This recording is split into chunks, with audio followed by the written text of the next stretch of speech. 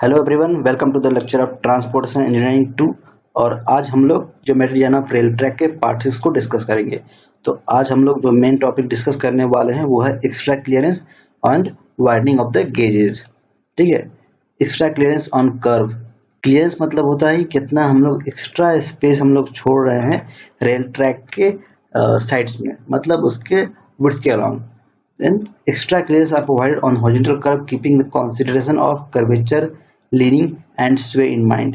तो हम लोग रेल ट्रैक में रेल के अलॉन्ग जो भी हम लोग एक्स्ट्रा क्लियरेंस छोड़ रहे हैं वो डिपेंड करता है कि आपके रेडियस का कर्व, जो कर्व का जो है रेडियस कितना है, आपका कर्वेचर कैसा है, लीनिंग कितनी हो रही है और स्वे कैसा हो रहा है।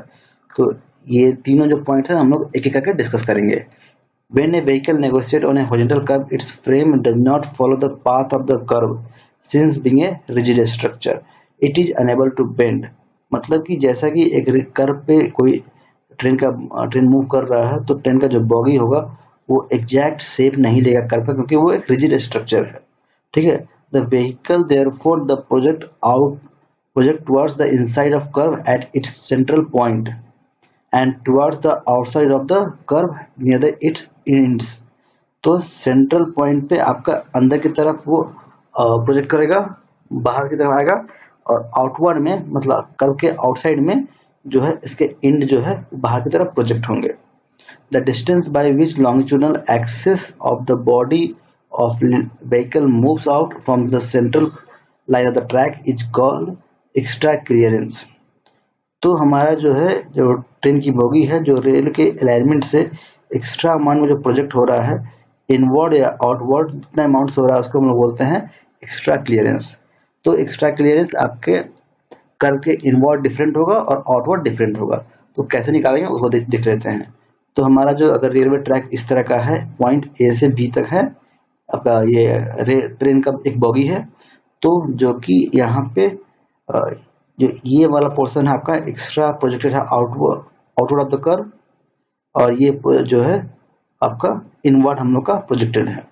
तो कितना अमाउंट में प्रोजेक्टेड है वो निकालना पड़ेगा। The extra clearance required at centre of the vehicle which project toward the inside of the curve is called overthrow and is given by equation. तो अंदर की तरफ जो आपके जो एक्स्ट्रा अमाउंट में जो रेल का बोगी आया है उसको बोलते हैं ओवरथ्रो, और इसको निकालने के लिए हमें मालूम होना चाहिए ये distance, centre to centre distance c, जो कि जहाँ से आपका ट्रेन का व्हील अटैच्ड है आपके बोगी में, वहाँ से वहाँ का डिस्टेंस सेंटर डिस्टेंस निकालना पड़ेगा। अगर हम लोग का सेंटर टू सेंटर डिस्टेंस मालूम है और हमें कर्व का रेडियस मालूम है r, तो हम लोग ये डिस्टेंस निकाल सकते हैं। ये डिस्टेंस निकालने का फॉर्मूला होता है c²/8² ये आपका सिंपल फॉर्मूला है जो कि हम लोग बहुत जगह सिविल इंजीनियरिंग में इस्तेमाल करते हैं। जैसे कि अगर आपको निकालना हो किसी कर्व का बीम का डिफ्लेक्शन, कर्व बीम है और ये आपका ये कर्व जो है सर्कुलर कर्व है, तो इस केस में अगर आपका डेल्टा निकालना है, डिफ्लेक्शन डेल्टा, तो यहाँ पे ये होता है L²/8R। तो सिमिलरली इसमें हम लोग सेम कॉन्सेप्ट से C²/8R निकाल सकते हैं। नेक्स्ट है extra clearance required at the end of the vehicle which project towards the outside of the curve is called end throw and is given by the equation AP or BQ is equal to L² - C²/8R। तो अब है कि हम लोग को निकालना है and throw, मतलब कि जो ट्रेन की बोगी है वो बाहर की तरफ कितना वो प्रोजेक्ट हो रही है। बाहर की तरफ प्रोजेक्ट होने का जो अमाउंट है वो हम लोग मान के चलते हैं वो AP है और BQ है। तो हमको AP या BQ निकालने के लिए हम लोग को जो डिस्टेंस है वो निकालना पड़ेगा, ये ओवरथ्रो, ये डिस्टेंस माइनस ओवरथ्रो। अगर हम लोग ये डिस्टेंस माइनस ओवरथ्रो करते हैं तो हम लोग निकाल सकते हैं हम लोग एंड थ्रो को। तो ये डिस्टेंस जो होगा सिमिलरली इसी कॉन्सेप्ट पर हो जाएगा। ये डिस्टेंस आपका L है और रेडियस R है, तो L²/8R माइनस C²/8R करेंगे तो हम लोग को एंड थ्रो निकल जाएगा। तो इससे हम लोग निकाल सकते हैं कि अंदर की तरफ है कितना हम लोगों को एक्स्ट्रा क्लियरेंस छोड़ना पड़ेगा और आउटर की तरफ कितना एक्स्ट्रा क्लियरेंस छोड़ना पड़ेगा। Next है effect of leaning due to super elevation। The vehicle leans toward the inside of the curve, thereby required extra clearance। The extra clearance required for leaning is HE/G।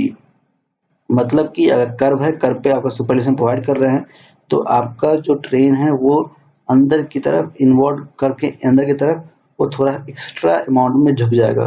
तो extra amount में झुक जाएगा तो अगर हम यहाँ पे कोई स्ट्रक्चर बनाते हैं उससे रब हो सकता है, तो उसके रब नहीं होने से बचाने के लिए हम लोग को थोड़ा सा एक्स्ट्रा अमाउंट में स्पेस छोड़ना पड़ेगा, जिसको हम लोग निकालने के लिए निकालते हैं HE/G का फॉर्मूला से निकालते हैं। क्योंकि यहाँ पे आपका जिस स्लोप से ये आपका ये झुका हुआ है आपका ट्रैक, उसी स्लोप में आपका ये बोगी भी झुकेगी। तो जो है आपका जो ये एंगल होगा वो होगा E/G, ये एंगल है E/G, और ये क्या हो जाएगा, ये आपका लीन डिवाइड बाय हाइट।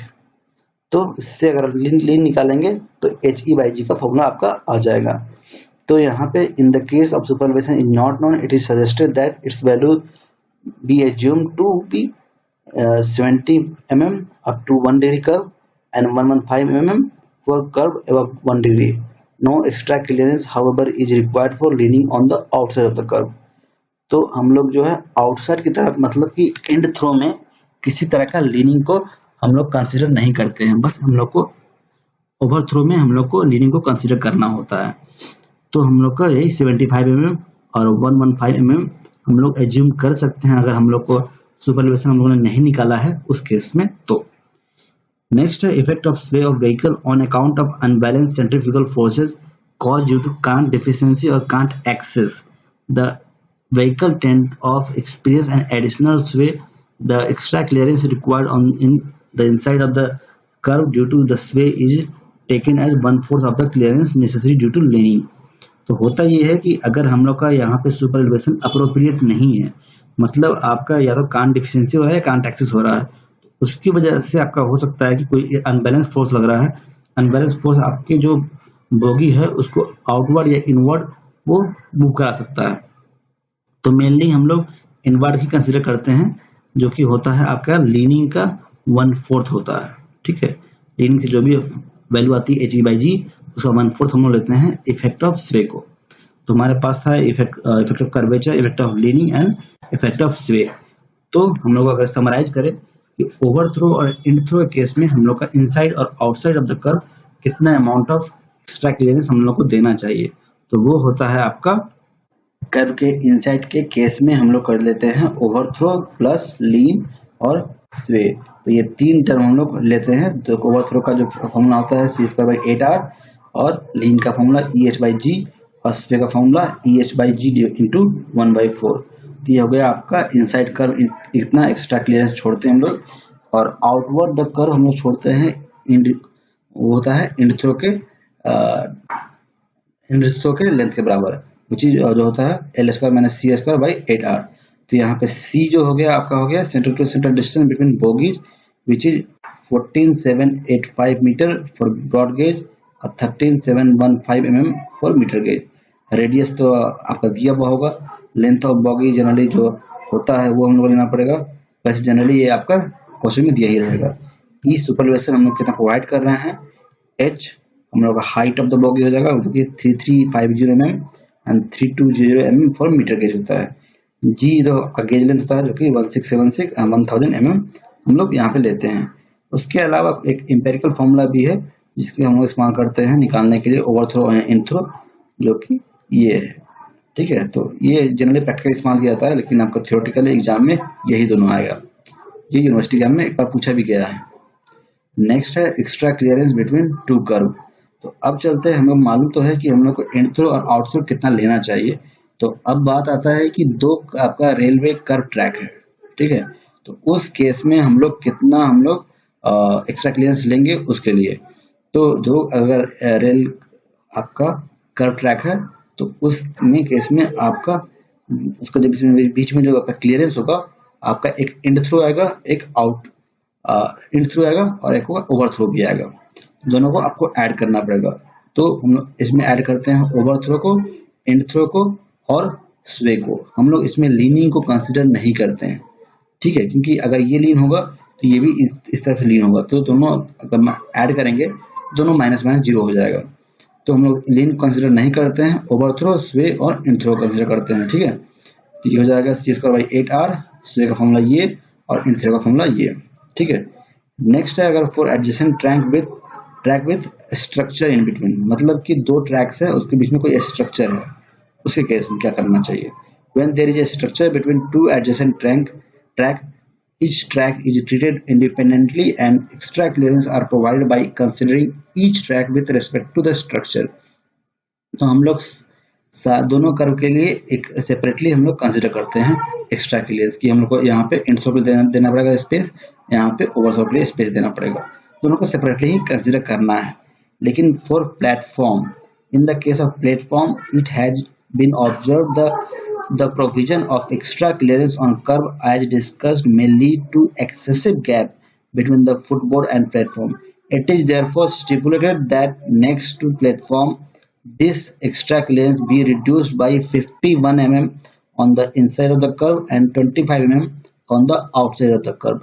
मतलब ये है कि अगर हमारे पास रेल ट्रैक जो है वो कर्व्ड है और उसके पास हम लोग कर्व्ड प्लेटफॉर्म दे रहे हैं, उस केस में अगर हम लोग इतना जो वैल्यू है वो कंसिडर करते हैं हम लोग एंड थ्रो का और ओवर थ्रो का, तो उसकी वजह से हो जाता है कि आपके रेल के बीच, ट्रेन के बीच में और आपके जो प्लेटफॉर्म है उसके बीच में एक्सेसिव गैप हो जाता है, जिसकी वजह से फुटबोर्ड की वजह से हम लोग उसमें उस पर बोर्ड करना थोड़ा मुश्किल होता है। इसीलिए हम लोग एक्स्ट्रा क्लियरेंस में जो भी वैल्यू आता है उसमें 51 mm रिड्यूस कर देंगे हम लोग आउटसाइड में, और इनसाइड ऑफ द कर्व हम लोग आउटसाइड ऑफ द कर्व में हम लोग 25 mm आपका रिड्यूस करेंगे, जबकि इनसाइड में हम लोग 50 mm रिड्यूस करेंगे। ठीक है, तो उसके लिए हम लोग एग्जांपल देख लेते हैं। इस पर एक यूनिवर्सिटी में क्वेश्चन भी आया हुआ है, two high platforms are to be provided on the inside as well as outside at 2 degree curve, radius यहाँ से मिल जाएगा आपको, on a broad gauge track with a super elevation of 100 mm। What should be the required extra clearance for these platform both on inside and the outside of the curve, be length of bogie or center bogie distance, height of the platform। तो हमारे पास सारे details दी हुई है, तो हमें ध्यान देना है कि यहाँ प्लेटफॉर्म के बारे में डिस्कस किया गया है, तो हमारे पास जो भी एक्स्ट्रा क्लियरेंस आएगा इनसाइड ऑफ द कर्व उसमें माइनस करना पड़ेगा, और आउटसाइड जो हम लोग का एक्स्ट्रा क्लियरेंस आएगा उसमें माइनस करना पड़ेगा। तो हमारा जो एक्स्ट्रा क्लियरेंस का फॉर्मूला है ओवरथ्रो प्लस लीन प्लस स्वे माइनस 51 mm करेंगे, और जो सारा वैल्यू यहाँ पे दिया ही हुआ है, सेंटर डिस्टेंस, रेडियस वो निकाल सकते हैं।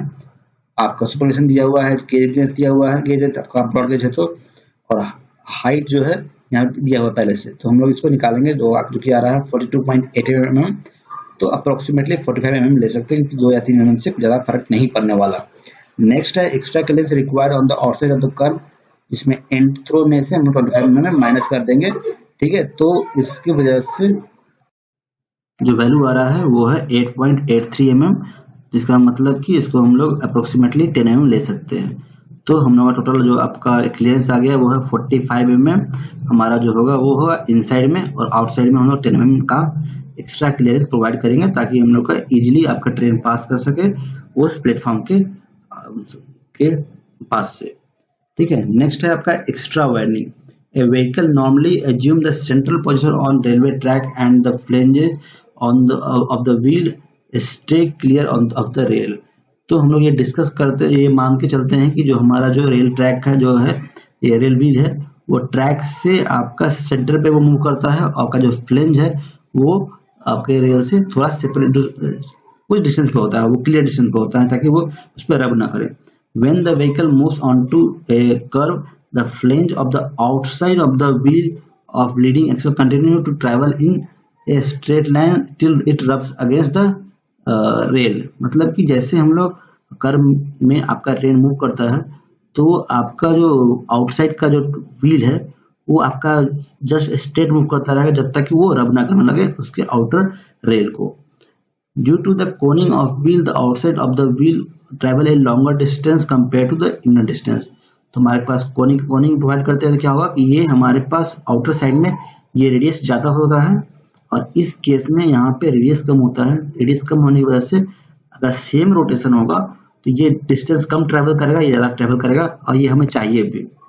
A close study of the running of the vehicle on curve indicates that the wear of flange ease the passage of the vehicle round curves as it has the effect of increasing the gauge। होता ये है कि कुछ study से दिखा गया है कि धीरे धीरे जैसे आपका ये पोर्शन धीरे धीरे अगर घिस जाए वियर हो जाए तो इस केस में आपका ये इजीली ट्रेन मूव कर सकता है इस ट्रैक पर। तो अगर यहाँ पे घिस जा रहा तो क्या हो रहा है, यहाँ पे जो गेज लेंथ है अपने ऑटोमेटिकली वो बढ़ जा रहा है। तो इसी पर्पस के लिए हम लोग ऑटोमेटिकली घिस के वो आपका गेज लेंथ बढ़ रहा है, उससे बेटर है कि हम लोग पहले से ही उसका गेज लेंथ को इंक्रीज कर दें। The widening of the gauge on A curve has the same effect and tends to decrease the wear and tear on both the wheel and flange। तो गेज को वाइडनिंग करते हैं तो हमारा benefit क्या होता है कि हमारा जो वियर टीयर होने का चांस होता है वो भी कम हो जाता है। तो वाइडनिंग ऑफ गेज जो हम लोग प्रोवाइड करते हैं उसका जो फॉर्मूला होता है, एक्स्ट्रा विड्थ हम जो लेते हैं वो होता है 13b प्लस ls का whole square divided by r। तो b यहाँ पे है व्हील बेस, मतलब कि रेल ट्रेन में जो बोगी है उसके जो व्हील्स है उसके बीच का डिस्टेंस, ठीक है, जो दो व्हील है उसके बीच का डिस्टेंस, ये कहा है व्हील बेस। नेक्स्ट है आपका एल है जिसको हम लोग लैप ऑफ द फ्लेंज भी बोलते हैं, इसको हम लोग इस फॉर्मूले से निकालते हैं जहाँ पे एच जो है आपका डेप्थ ऑफ फ्लेंज है, आपके व्हील फ्लेंज को बोलते हैं डेप्थ ऑफ फ्लेंज, और डी है आपका डायमीटर ऑफ द व्हील, कि व्हील का डायमीटर कितना हम लोग प्रोवाइड कर रहा है, ठीक है। और आर तो मालूम है आपका ये रेडियस ऑफ द कर्व है, ठीक है। तो इसको भी एग्जांपल समझ लेते हैं कि अगर ये भी क्वेश्चन में आपका यूनिवर्सिटी में आया हुआ है, the wheel base of the moving track is 6 metre दिया हुआ है wheel base, diameter of wheel आपका दिया हुआ 1524 mm, फ्लेंज का जो प्रोजेक्शन है वो दिया हुआ 32 mm, and the top of the rail that determines the extra width of the gauge required if the radius of curve is 168 meter. Also indicate the extra width of gauge accurately provided as per Indian railway standard। ठीक है, तो हमारा ये broad gauge track है, तो lap of flange निकाल लेते हैं पहले। L equal to H D, H का वैल्यू दिया हुआ है, एच का डी का दिया हुआ है, तो इससे हम लोग का लैप निकल जाएगा 0.446 मीटर, और उसमें हम लोग जो बी है वो ऐड करके हम लोग निकाल लेते हैं ये सेंटीमीटर में, जो कि आएगा 32.1 mm। तो as per Indian standard and extra width of 5 mm is provided for curve with radius less than 400 metre in actual practice. Actual practice में हम लोग 400 के लिए इस्तेमाल करते हैं 5 mm एक्स्ट्रा विड्थ, तो हमारा जो आ रहा है ये है वैल्यू 32.1 mm, ठीक है। ओके, नेक्स्ट लेक्चर में हम लोग डिस्कस करेंगे ग्रेडियंट के बारे में और वर्टिकल अलाइनमेंट में जो हम लोग इस्तेमाल करते हैं वर्टिकल कर्व्स के बारे में, ठीक है। Thank you.